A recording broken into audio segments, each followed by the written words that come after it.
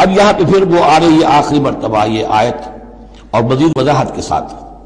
حرمت علیکم المیتۃ، تم پر حرام کیا گیا مردار، جو خود اپنی موت مر گیا جانور، وہ حرام ہو گیا.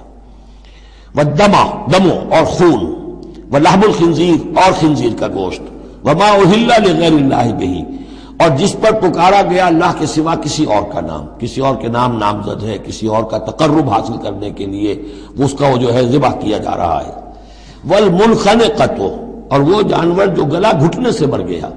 کبھی ایسا ہوتا ہے کہ کوئی بکری ہے یا کچھ اور ہے، وہ اپنی زنجیر جس میں بندھی ہوئی ہے اسی کا کوئی پھندا ایسا لگ جاتا ہے، اب وہ جتنی کوشش کرتی ہے اس پھندے سے نکلنے کی وہ گلا گھٹ جاتا ہے، مر جاتی ہے، تو یہ بھی مردار کے حکم میں ہے. والموقوذۃ، یا چوٹ لگنے سے کسی جانور کی موت واقع ہو گئی، وہ بھی مردار کے حکم میں ہوگا. والمتردیۃ، یا اونچی جگہ سے کہیں سے کوئی جانور گرا ہے، گردن ٹوٹ گئی ہے، مر گیا ہے، وہ بھی مردار ہے. والنتیحۃ، کسی اور نے جانور نے سینگ مارا ہے، اس کے صدمے سے وہ ہلاک ہو گیا ہے جانور، تو وہ بھی حرام ہو گیا.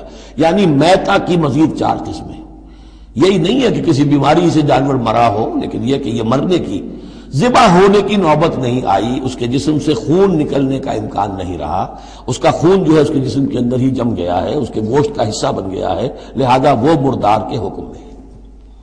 وما اکل السبع الا ما ذکیتم، اور جسے کھا لیا ہو درندوں نے مگر یہ کہ جسے تم ذبح کر لو. فرض کیجئے کہ کسی شیر نے یا کسی چیتے نے کسی ہرن کے اوپر حملہ کیا، لیکن اس سے پہلے کہ وہ ہرن مرتا وہ شیر بھاگ گیا، آپ نے کوئی فائر کیا وہ بھاگ گیا، ابھی ہرن میں جان ہے، آپ نے جا کے ذبح کر لیا، تو وہ پھر آپ کے لیے جائز ہے، کیونکہ ابھی اس میں جان تھی، ذبح آپ نے کیا ہے، تو اب یہ کہ اس میں سے وہ خون نکل جائے گا. تو جہاں جہاں شیر کا منہ لگا ہو اس حصے کو کاٹ کر پھینک دیجئے، باقی آپ کھا سکتے ہیں.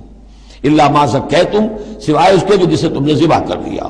وما ذبح علی النصب، اور یہ بھی تمہارے لیے حرام کیا گیا کہ تم استھانوں پہ جا کر ذبح کرو.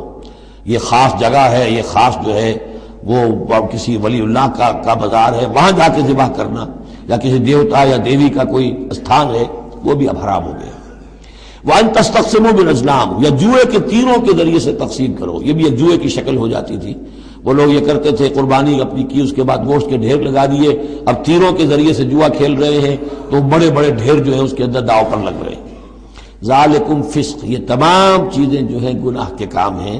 الیوم یئس الذین کفروا من دینکم، دیکھو اب یہ کافر لوگ تمہارے دین سے مایوس ہو چکے ہیں، یعنی یہ سمجھ چکے ہیں کہ نظام تو اب اللہ ہی کا رہے گا. اب یہاں پر چونکہ سورہ معاہدہ جیسا کہ میں نے اس کی آخری صورتوں میں سے ہے، لہذا اب انہیں یہ تو توقع نہیں ہے کہ اسلام کا راستہ روک سکیں گے، لیکن وہ یہ ضرور چاہیں گے کہ اس قسم کی چیزیں تمہارے اندر جاری رہیں، اس طرح کی چیزیں جیسے ہمارے ہاں بھی ہندوانہ اثرات چلتے رہے بہت عرصے تک، اب بھی چل رہے ہیں.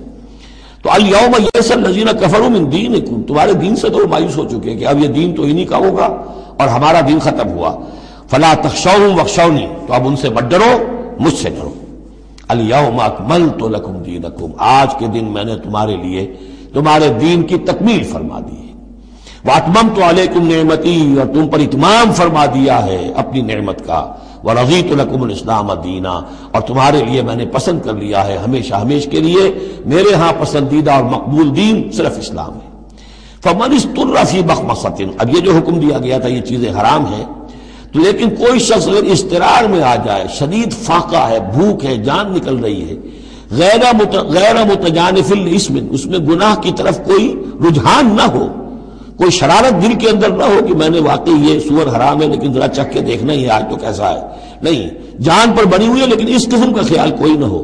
فإن اللہ غفور الرحیم، تو اللہ تعالیٰ غفور اور رحیم ہے.